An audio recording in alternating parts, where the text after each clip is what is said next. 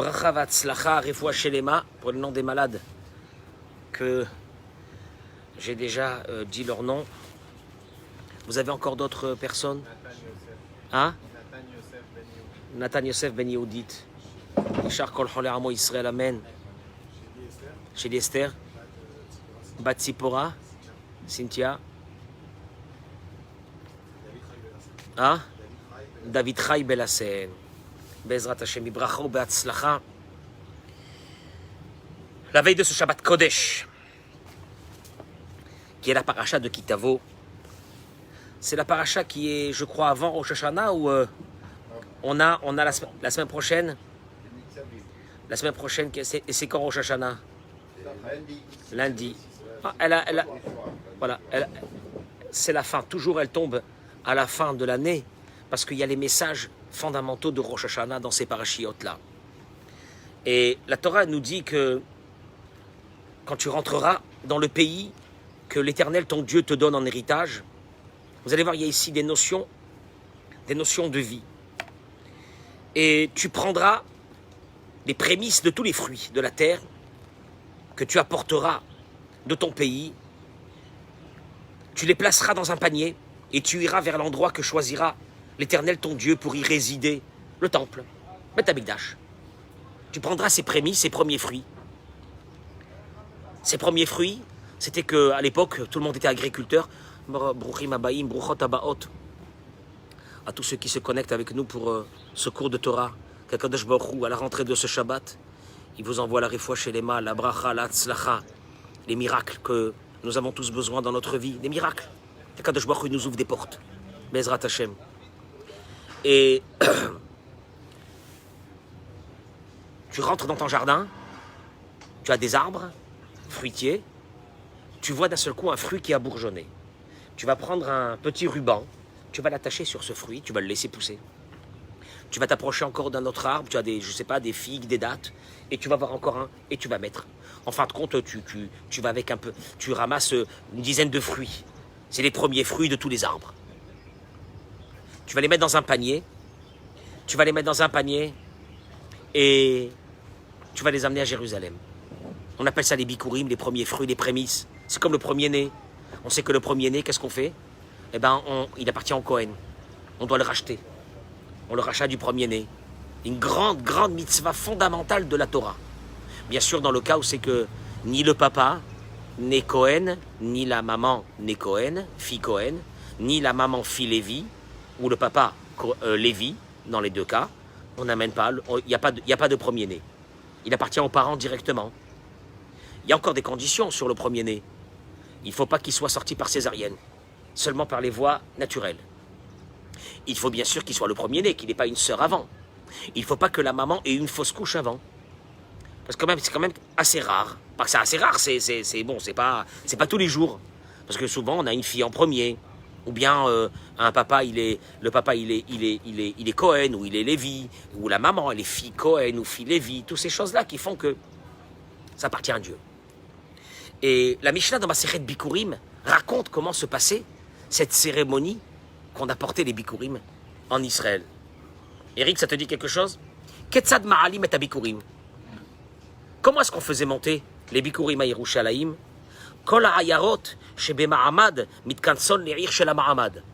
Le Talmud raconte que toutes les villes se rassemblaient vers un endroit, une position. Tous les gens qui avaient des bikurim, des fruits, ils les amenaient vers un endroit, ils allaient vers un endroit à côté de Jérusalem. Ils dormaient là-bas la nuit et le matin, on commençait une procession vers Jérusalem. Il y avait des taureaux qui allaient devant cette procession. Avec les cornes, on les avait couverts d'or, imagine-toi. Avec des couronnes d'olivier sur sa tête. La Mishnah dit qu'il y avait des musiciens qui avançaient avec cette procession. Des milliers de personnes, chacun avec son panier. Petit panier de rien du tout, hein, avec quelques filles, quelques machins. On arrivait comme ça. Et ils arrivaient à Jérusalem, ils ornaient les bikurim avec des fleurs, ces paniers-là. Aparot, Asganim, Vagizbarim, Yotzim Likratam. Et là, tous les grands personnages de Jérusalem sortaient à leur rencontre. Tous les magasins, tous les commerces fermés et tous les gens sortaient pour les accueillir. Imagine-toi un peu quelle joie qu'il y avait à ce moment-là. Et nos sages racontent que dans Masechet Ta'anit, que Pa'am Achat Gazra Malchut Gzera à l'Israël, au moment c'est qu'il y avait les Romains qui étaient là dans ce pays, ils ont fait un décret que lo yavi'u bikurim le Yerushalayim, interdiction d'apporter les bikurim à Jérusalem. C'est bizarre quand même comme décret. Pas porter les bikurim à Jérusalem. Alors qu'est-ce qu'ils ont fait?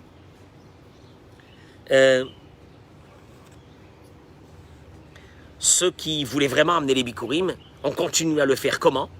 Ils amenaient leur panier avec leurs fruits frais qu'ils avaient cueillis et ils recouvraient ça avec des fruits secs.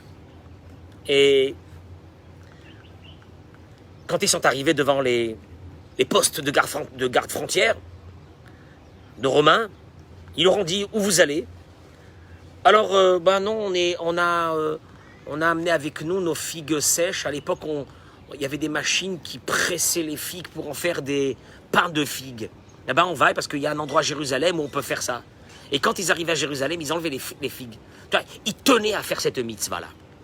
La question que nos sages ont posée dans le Talmud, c'était que pourquoi les Romains se sont attaqués à cette mitzvah? Bon, ça va, là, et c'est pas fondamental, qui s'attaque au Shabbat, qui s'attaque à la Brit Mila, qui s'attaque à des choses comme ça, mais pourquoi? Et le Maharsha, il ramène il dit que le Maharsha, parce qu'Ayom Evi'in Besimcha, parce que c'était une mitzvah qu'il la faisait avec une très grande joie. Ve'alken gazra az malchut Yavan levatel mehem asimcha. Il y a un concept ici énorme. Les Romains voulaient annuler cette joie. Les Yévanim, je crois que c'était les Yévanim, les Grecs. Ils voulaient annuler cette joie. Apparemment, cette joie les gênait. Oui, parce que c'est une mitzvah où on la faisait avec beaucoup de joie. Ils n'étaient pas d'accord. On va essayer de comprendre qu'est-ce qui se passe ici. La paracha continue et parle des maasot, les dîmes qu'on devait donner du blé qu'on avait à la maison, qu'on avait récolté. Et je mettais ce blé de côté que je devais donner ça aux pauvres. Bon, j'ai gardé le blé, je ne l'ai pas donné la première année. Puis j'ai fait encore ma récolte de la deuxième année, j'ai mis de côté. Mais quand il arrive la troisième année, il y avait une mitzvah de la Torah, qui est dans la paracha de cette semaine, de se débarrasser de ce maaser. Il fallait le donner.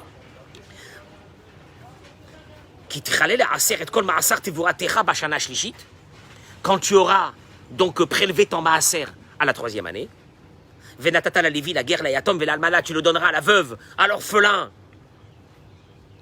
Ve à Martaï, à ce moment-là, quand tu feras, ça y est, tu t'es débarrassé. Maximum, tu pouvais le garder de côté, ce maaser, 3 ans. Mais à la troisième année, il fallait que tu le donnes. C'est ce qu'on va lire cette semaine dans la paracha. Et tu diras devant Dieu à ce moment-là, quand tu te libéreras de ce maaser, tu diras devant Dieu, Be'arti akodesh minabait, vegam netativ la Lévi, Akadosh Baruch Hu, voilà, j'ai fait sortir mon maaser de la maison, je l'ai donné au Lévi, à l'étranger, à l'orphelin et à la veuve. Kechol mitzvotecha asher tzivitani. Je l'ai accompli selon le commandement que tu m'as dit de faire. Commandement que tu m'as dit de faire. Quel commandement que tu m'as dit de faire? Bon, il a fait le maaser, ça y est. Qu'est-ce qu'il est en train de rajouter? Asiti, pardon, voilà.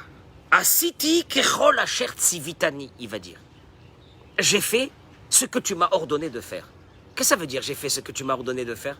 Rashi ramène, Samarti, Vesimarti acherim. Je me suis réjoui en le faisant, et j'ai fait réjouir ceux qui l'ont reçu, bien sûr. J'ai fait ce que tu m'as ordonné. Quoi? Je l'ai fait avec joie. La vraie question, elle se pose, c'est que où c'est marqué qu'il fallait le faire avec joie. Et si j'ai pas envie de le faire avec joie, de donner le maaser sans le faire avec joie, je l'ai fait selon ce que tu m'as ordonné. Eric, Rachid dit quoi? Qu'est-ce que je t'ai ordonné? Qu'est-ce que je t'ai ordonné? Dieu dit, je l'ai fait avec joie. Apparemment, la joie, elle est récurrente dans cette paracha. Parce que la suite, on le connaît dans la paracha, c'est que Dieu va annoncer 98 malédictions et il va terminer Dieu en disant parce que tu l'as fait sans aucune, parce que tu as fait mes mitzvot sans aucune joie. On va te poser une vraie question.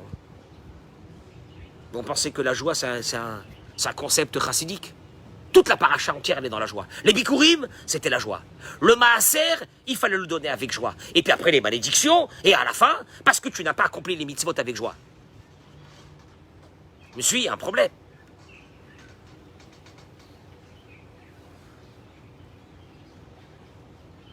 Mais tu vois aussi que dans la paracha, il n'y a pas que la joie qui est exigée de la personne, il y a la crainte aussi qui est exigée de la personne. La ira, la crainte. Parce que c'est marqué dans Parashat Re'eh, Ve'achalta lifnei Hashem Elokecha bamakom asher yivchar ma'asar deganecha tiroshcha ve'itzrarecha ubechorot deganecha ve'tzoncha lema'an tilmad li'irat Hashem Elokecha kol hayamim. Il est marqué là-bas, dans Parashat Re'eh, que on mangera ces ma'asot, où on les mangera? À Jérusalem. Il y a le Maaser Sheni, il y a le Maaser Ani, mais le Maaser Sheni, c'était ça qu'il fallait faire monter à Jérusalem. Et le manger là-bas. Les Ira, pourquoi? Les Ma'an, afin que Tilmad, les Ira et Hashem Elokecha kol hayamim. Afin que tu apprendras à craindre Dieu. Il y a une demande de crainte. Et d'ailleurs, la Gemara dans Masechet Baba Batra, elle ramène que il y a un homme qui est rappelé avec bracha, avec bénédiction. Il s'appelle Yoshua ben Gamla. Yoshua ben Gamla, s'il n'était pas là, le Talmud dit, la Torah aurait été oubliée du peuple d'Israël. Tu as entendu parler de lui? Qu'est-ce qu'il a fait?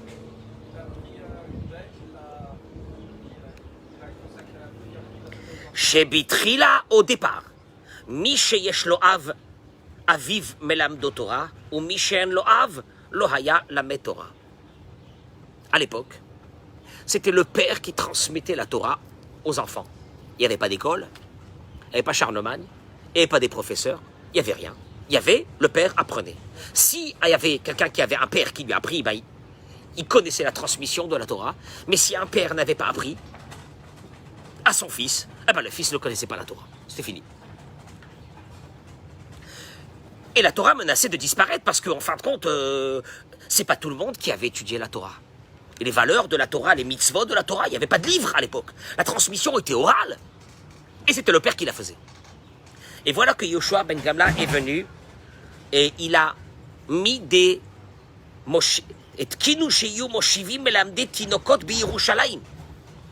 il a fondé les premières écoles à Jérusalem. Tiens, c'est bizarre. D'ailleurs, c'est le verset qui dit sur Isaïe Ki mitzion tetse Torah, udvar Adonai mirushalayim. La parole de Dieu sortira de Jérusalem. Le Tosfot là-bas demande pourquoi seulement Jérusalem, les écoles? Et là, le Tosfot, il donne une réponse, il dit parce que l'enfant à Yaroé Kdushat Gdola, il y avait une grande sainteté. Ve'a Kohanim oskim ba'avoda. Le Tosfot, il dit l'enfant voyait les Kohanim en train de faire leur service divin à l'intérieur du temple. Aya mekaven libo yoter leirat shamayim.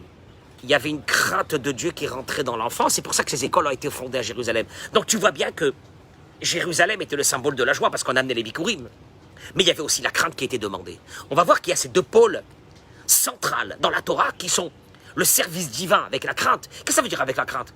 Moi, je ne fais pas ce que je veux. Avec la crainte, il y a une rigueur. Il y a des obligations. Parce que la joie, il y a des moments où tu peux te dire je la sens pas aujourd'hui, la joie. Alors je vais rien faire. Non, la Torah, elle te dit, il y a des mitzvot qui sont obligatoires, il y a une crainte par rapport à ces mitzvot. Mais il y a la crainte et il y a la joie qui est demandée. Et tu vois qu'à Jérusalem, il y avait ces deux choses-là qu'on pouvait découvrir. Bon, ok.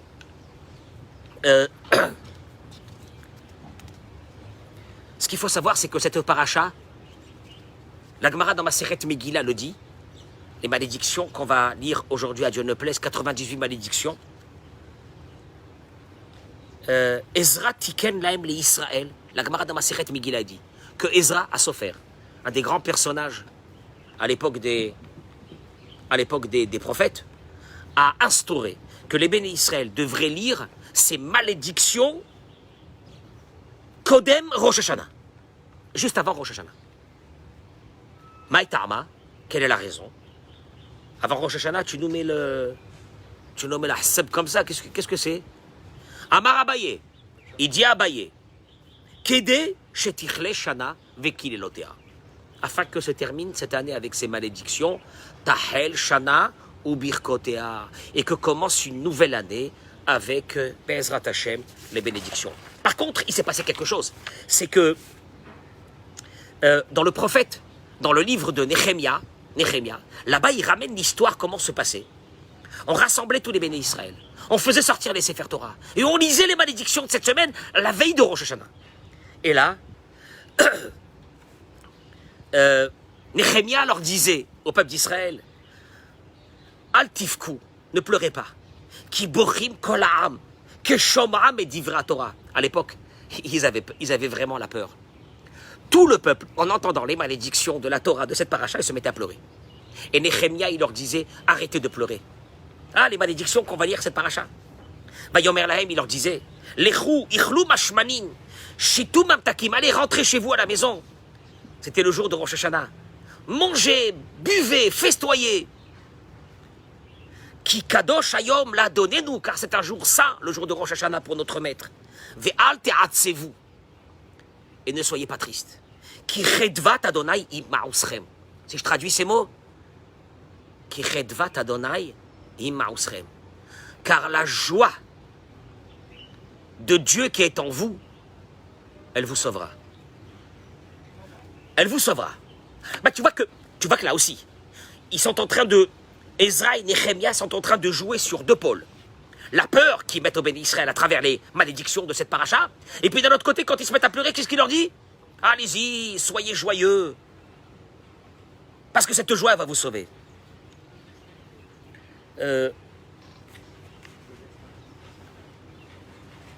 Non, mieux que ça, ils jouent avec leurs nerfs. Il leur fait peur. Et quand il leur fait peur, qu'est-ce qu'il leur dit? Allez-y, soyez dans la joie. Qu'est-ce qui se passe? C'est vrai que c'est vrai que Rosh Hashanah, c'est un jour qui est terrible. Je reviendrai sur ça dans un autre cours. Sur le poème qui a été écrit par Rabbi Amnon de Mayence. C'est un poème qui se trouve dans tous les livres de prière. Chez nous, les séfarades, nous ne lisons qu'une partie. Chez les Ashkénazes, ils le lisent à Rosh Hashanah et à Kippour.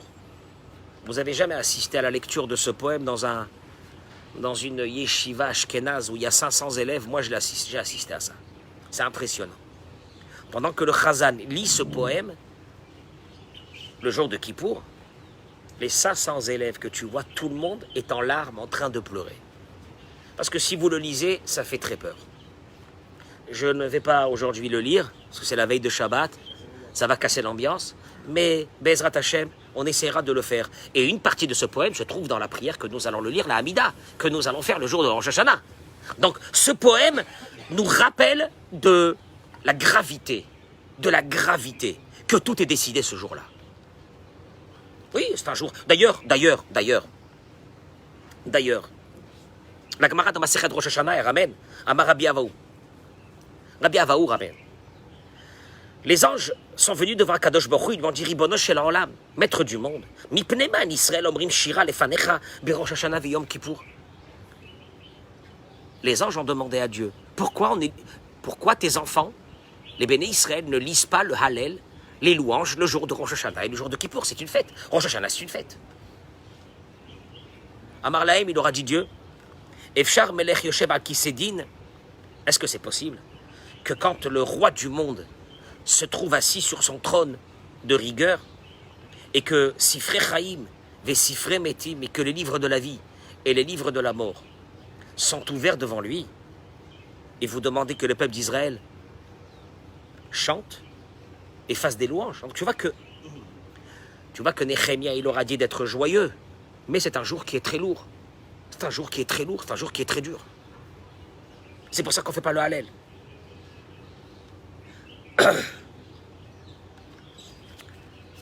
À l'idée que je voudrais en venir est la suivante.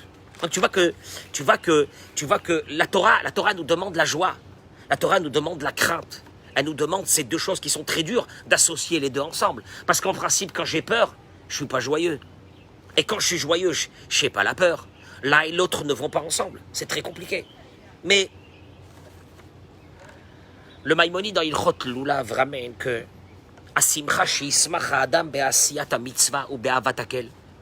la joie que nous devrons avoir au moment où nous accomplissons une mitzvah, n'importe laquelle, on aide quelqu'un, on fait quelque chose, cette joie qui devrait nous accompagner, cette ferveur qui devrait être la nôtre au moment où c'est qu'on accomplit n'importe quelle mitzvah.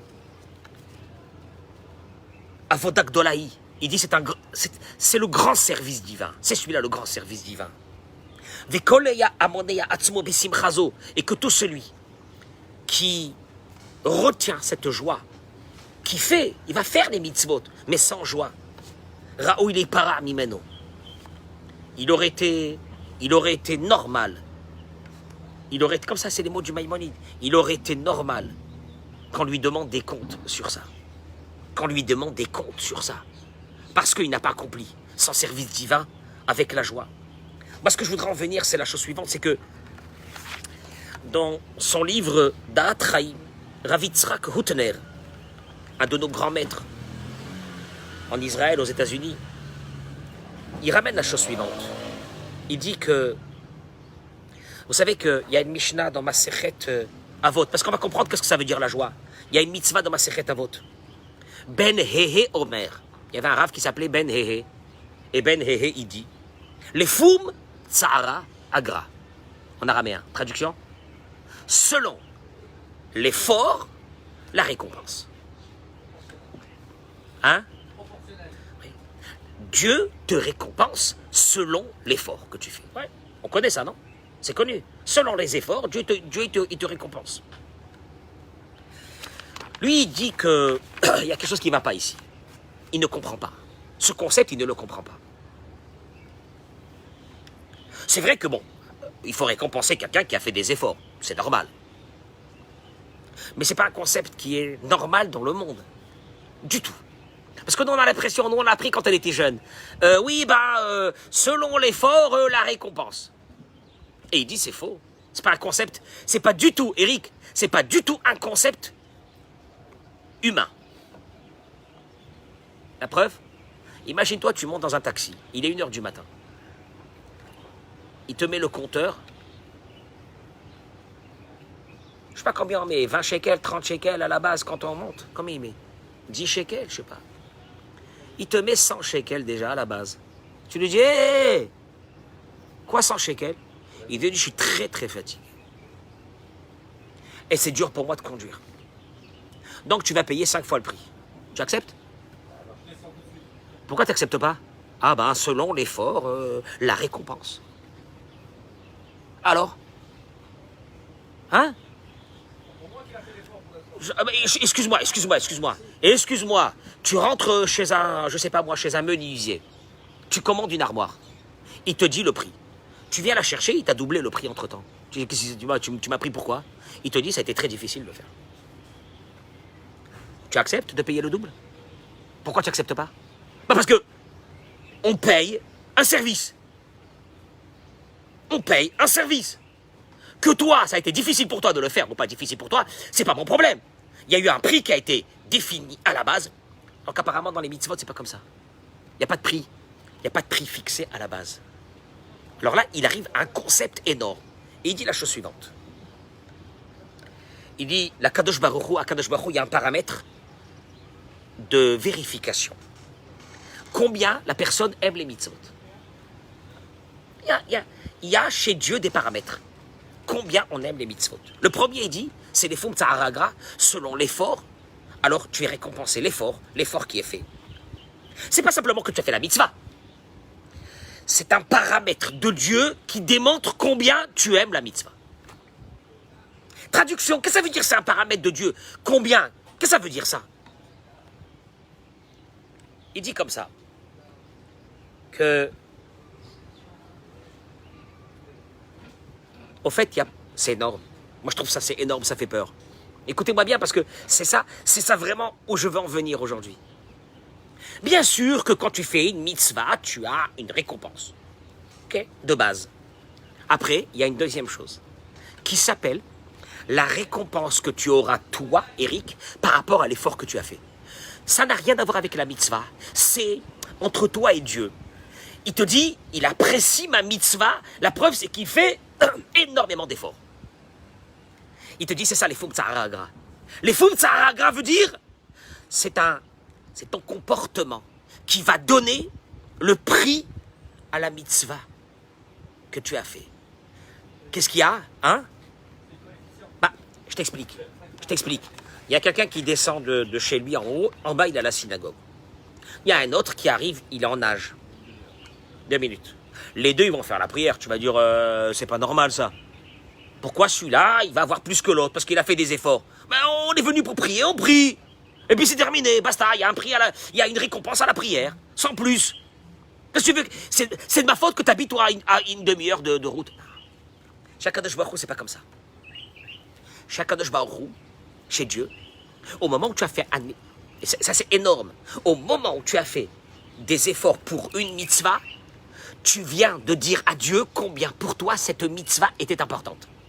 Donc à partir de maintenant, écoutez-moi, c'est terrible. Le barème pour toi de cette mitzvah, la récompense, puisque tellement tu l'aimes, Dieu il te dit, je te donne une très grande récompense par rapport à l'effort que tu as fait. Mais ce qui est extraordinaire, c'est qu'à partir d'aujourd'hui, même si tu ne fais pas autant d'efforts pour faire cette mitzvah, tu seras récompensé autant que la première que tu avais fait avec beaucoup d'efforts. Pourquoi? Parce que c'est toi qui as donné le prix à la mitzvah. C'est ce qu'on appelle les Fum Tzaharagra, c'est énorme. Tu as entendu ce que je viens de dire? C'est un concept inimaginable. Je répète. C'est toi qui donnes la valeur aux mitzvot. Au fait, on peut faire nous deux la même mitzvah. Dans le ciel, elle n'a rien à voir, la mienne et la tienne. Pourquoi? Parce que toi, tu as donné un prix. Tu as montré à Dieu que tu étais prêt à donner ta vie, j'en sais rien quoi, à devenir fou pour l'accomplir. Donc, Dieu, à partir de ce moment, il t'a mis le barème comme si c'était quelque chose d'énorme. Parce que tu as fait une fois cet effort, tu as montré combien tu m'aimes. Il te dit Dieu. Ben, même si demain, tu refais la même mitzvah sans faire d'effort, ton barème, il est resté le barème que tu as donné. Le barème de tes mitzvot sera en fonction de l'effort. Les Fum Tzaharagra ne veut pas dire que au moment où tu fais l'effort, alors là, tu seras récompensé. C'est pas ça. Les Fum Tzaharagra veut dire tu as donné, toi, la valeur que tu as été prêt à te donner pour faire cette mitzvah. À partir de ce moment, eh ben, c'est toi qui décides les prix des mitzvot. C'est pas moi, il te dit Dieu. Ah, celui qui peut pas faire les mitzvot dans la difficulté, alors Dieu il lui dit, ok, quand tu fais la mitzvah, il y a un barème de base. Après, il y a un autre barème. C'est quoi le barème? L'autre barème, c'est ta vie. Qu'est-ce que ça veut dire ta vie? Dieu il dit, cette mitzvah, un jour, il est devenu fou pour la faire. Elle a son prix. À partir de ce moment, elle a son prix. Mais elle a son prix même quand tu feras cette même mitzvah facilement. Comment? Tu sais qu'est-ce qui est normal? Alors je vais te dire qu'est-ce qui est normal. Dieu il dit, moi je paye pas. Moi je paye pas par rapport... Moi je paye pas simplement parce que j'ai un plaisir à te voir te fatiguer. C'est pas ça chez Dieu. Dieu il te dit une chose. Toi, les Fum Tzaharagra, selon l'effort que tu fais, tu es payé. Qu'est-ce que ça veut dire selon l'effort que tu fais? Je crois que Dieu il a un plaisir de te voir te fatiguer. Tu as montré l'importance que... Tu as montré l'importance que tu étais prêt à donner à cette mitzvah. À partir de ce moment-là, c'est ta valeur à toi. C'est ça les Fum Tzaharagra. C'est ça, selon l'effort, la récompense. C'est pas sur une fois. Parce qu'on aurait l'impression que Dieu est là, il kiffe. Oh bah il se fatigue pour moi, ça me fait plaisir. Tu vois un peu le concept? C'est faux. Ça me fait plaisir. Ah ben, pour cette fois-ci, puisqu'il s'est fatigué, je lui donne une belle récompense. Non, c'est pas ça. Tu t'es fatigué, tu as donné le prix de ta mitzvah. C'est toi qui as donné le prix, c'est pas moi. Si tu n'arrives pas à faire des efforts dans quelque chose, ça qui veut dire que tu veux rester toujours dans la normalité. Et il dit Rav Yitzhak Hutner, ainsi dans la joie. Ainsi dans la joie. La joie va démontrer l'empressement, l'amour que tu as vis-à-vis de Dieu en accomplissant la mitzvah. Il y a deux notions, celle de l'Efum Tzahar, et là, c'est une chose extraordinaire, c'est que la valeur de tes mitzvot n'a rien à voir avec celle que quelqu'un qui va le faire sans aucune joie.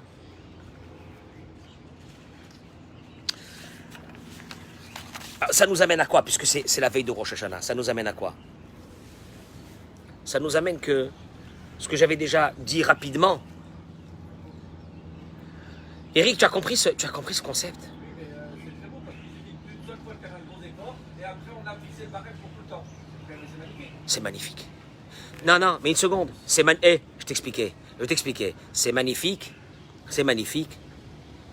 Parce que c'est normal. Il y a une logique ici. Il y a une logique de Dieu ici. C'est laquelle? Si tu es prêt un jour à donner entre guillemets ta vie pour accomplissement du mitzvah, c'est qu'elle est importante pour toi. Ça y est, tu as donné les lettres de noblesse à cette mitzvah. C'est toi. C'est fini.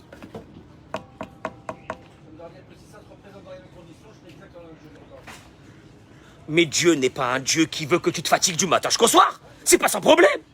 Lui, ce qu'il veut, c'est que tu lui montres l'importance que tu as donnée à une mitzvah. Le type, il va dormir à 4 heures du matin. Il y a Shacharit à 7 heures. Tu as dormi 3 heures. Tu as vu comment un type, il est après 3 heures, quand il dort après 3 heures? Il est fracassé, il se lève. Ça veut dire que pour lui, la tefila du matin, il n'y a rien à faire. Alors même si après, le lendemain, il aura fait 8 heures de sommeil et qu'il arrive, c'est l'homme méchant, quand je me dis, moi, il m'a donné sa valeur. La valeur, c'est la même. Elle est la même pour tout temps. Elle ne change pas.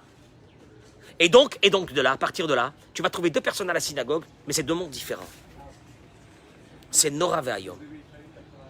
Toi, Eli, tu dors pas la nuit parce que ta petite, elle pleure. Tu dors pas la nuit. Et tu arrives le matin comme ça en zigzagant. Tu as donné le prix de la mitzvah. Combien pour toi c'était important? Lui, Dieu te dit, écoute-moi bien. Moi, ce que je cherche, c'est pas l'accomplissement de la mitzvah. C'est l'importance que tu donnes. Un, en pouvant faire de gros efforts pour moi, les Fum Tzahar Agra. Et le deuxième, la joie que tu fais. Moi, la joie sera un indicateur fondamental que, en fait, ce que Dieu il veut savoir, est-ce qu'on l'aime? Est-ce qu'on l'aime? Est-ce qu'on fait les choses bien? Est-ce qu'on les fait parce qu'on a vraiment... Et là, il ramène ici, dans un livre d'Atraïm, de Raphaïm Volkin, il ramène ici, c'est une chose extraordinaire. Il dit que dans la tfila de Rosh Hashanah, nous disons Hayom Arat Olam, Imke Banim, Imke Avadim, on dit à Kadosh Baruch que c'est le jour de jugement. Imke Banim, si on est tes enfants, Rachamenu Kerachem Aval Banim, et pitié de nous comme un père a pitié de ses enfants. Imke Avadim, si tu nous considères comme tes serviteurs, alors nos yeux sont suspendus vers toi jusqu'à que tu feras sortir notre jugement de façon favorable. Il dit la chose suivante. Il dit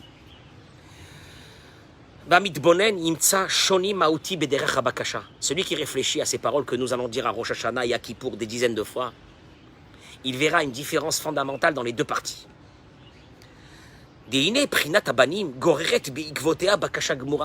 Quand on a dit si on est tes enfants, on dit à Dieu, Rachamenu, aie pitié de nous, comme un père il a pitié.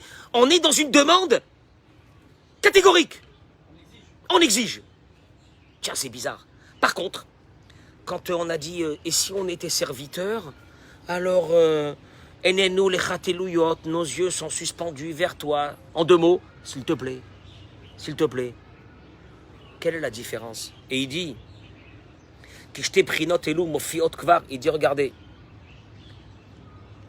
En fait, c'est le Talmud qui rappelle ces notions-là de père. Est-ce qu'on est des enfants? Est-ce qu'on est des enfants à Dieu? Ou est-ce qu'on est des serviteurs de Dieu? Cette notion, elle s'est trouvée dans la Gemara, dans ma série de Baba Batra, je termine avec ça. Que Tornos repose à Racha,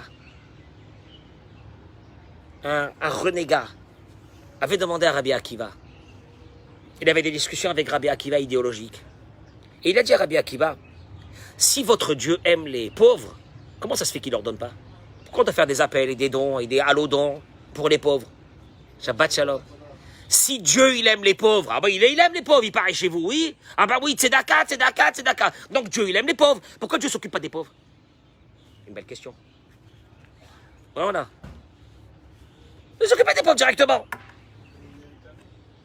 Amarlo. C'est un... Oh oui, bien sûr que Dieu aurait pu aider les pauvres et il n'y aurait pas eu de pauvres. Mais c'est pour nous sauver à nous. Rasvé Shalom, des mauvaises choses, des mauvaises xérotes. Alors Dieu, il nous donne ce cadeau de pouvoir donner aux pauvres. Comme ça, on est sauvé de tous les mauvais décrets. Alors il lui a dit, il lui a répondu, ce monsieur-là, il lui a dit à Rabbi Akiva, ah non, c'est faux. Ah ben alors là, vous devrez être gravement puni. Hein? Pourquoi gravement puni? Il lui a dit, parce que si le décret de Dieu est que le pauvre doit rester pauvre, il faut le laisser pauvre.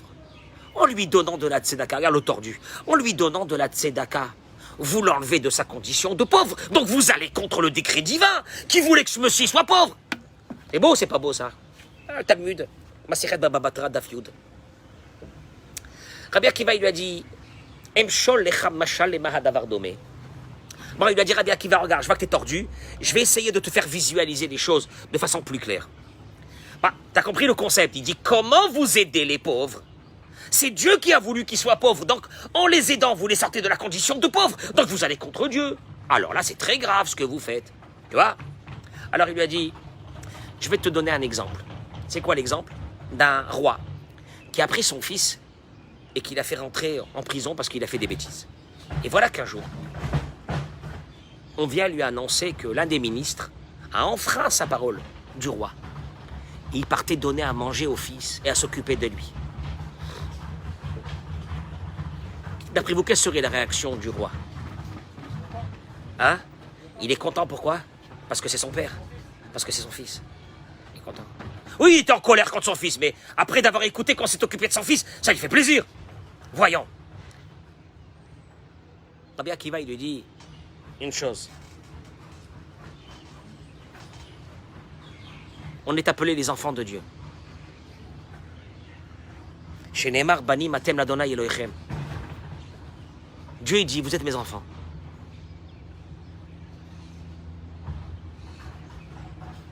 Et ton os repose, il termine.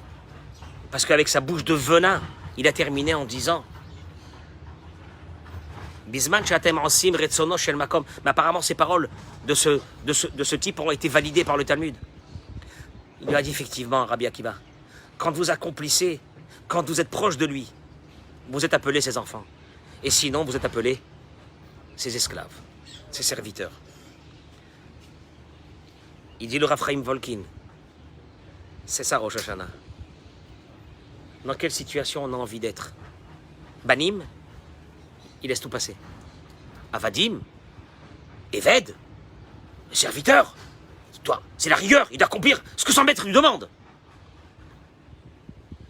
Et c'est ce que la Torah te dit dans la paracha de cette semaine.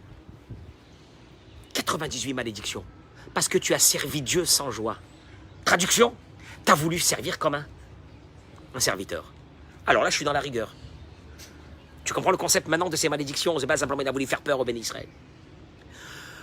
Tu veux pas avoir la rigueur de ça? La joie. La joie, oui. Parce que la joie, c'est le fils quand il sert son père, il est joyeux. Ah ben oui. Si tu travailles dans un restaurant, tu n'es pas joyeux en servant les clients. Tu es un employé. Mais quand c'est ton père qui te demande ou ta mère, maman, mon fils, tu peux m'amener, qu'est-ce que tu fais toi? Et qu'est-ce que tu fais? Mais dans la joie, dans le kiff. C'est le paramètre. On a parlé ici aujourd'hui de 2 paramètres fondamentaux. Celui de faire des efforts pour Hachem, quand tu as un Nisayon, quand tu as une épreuve. Et là, Dieu te dit, écoute-moi bien, après tu feras cette même chose sans épreuve. Mais c'est pas, sans difficulté. Mais c'est pas grave. C'est pas grave. Tu as donné le prix. C'est toi qui donnes les prix. C'est toi qui donnes les valeurs. Et puis la deuxième, c'est la joie. C'est toi qui vas donner le fonctionnement que tu vas avoir avec moi. C'est pas moi. Il y a des personnes dans ce monde que tu les vois, ils passent dans les mailles du filet, il leur arrive rien. Ils ont la bénédiction de Dieu sur leurs enfants, sur tout le monde. C'est pas. Et pourtant, c'est pas des personnes qui font des choses extraordinaires. Non, mais ils ont un fonctionnement avec Dieu de fils. Ils ont fait des mitzvot de tout leur cœur, avec des efforts énormes dans leur maison, avec leurs femmes, dans leur vie. Et deuxièmement, ils l'ont fait avec joie. Je sers Akadosh Baruch Hu, je sers Boré Olam, je sers mon père. Alors là, Akadosh Baruch Hu, allez, celui-là c'est mon fils, celui-là, vas-y, même si des fois je m'énerve un peu et tout, mais au contraire je kiffe, c'est mon fils. Tu vois ce concept que Rabbi Akiva nous a fait découvrir à travers Tornos Repos, c'est ça le concept.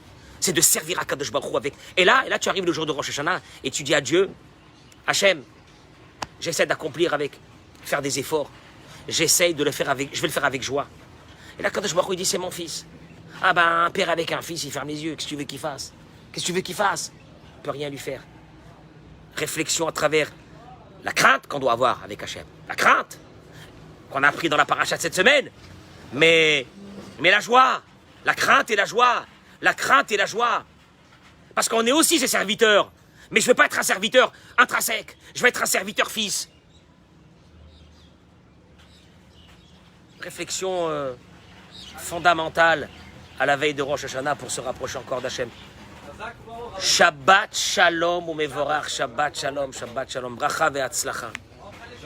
Shabbat Shalom, mesdames et messieurs, après une belle semaine de Torah, essayez de faire un Shabbat. C'est les derniers Shabbatot. Dans le Shalom à la maison, dans la Bracha, dans la Atzlacha, qu'Akadosh Baruch Hu va vous amener à travers ce Shabbat Kodesh. Amen, Keni Ratzon. Shabbat Shalom.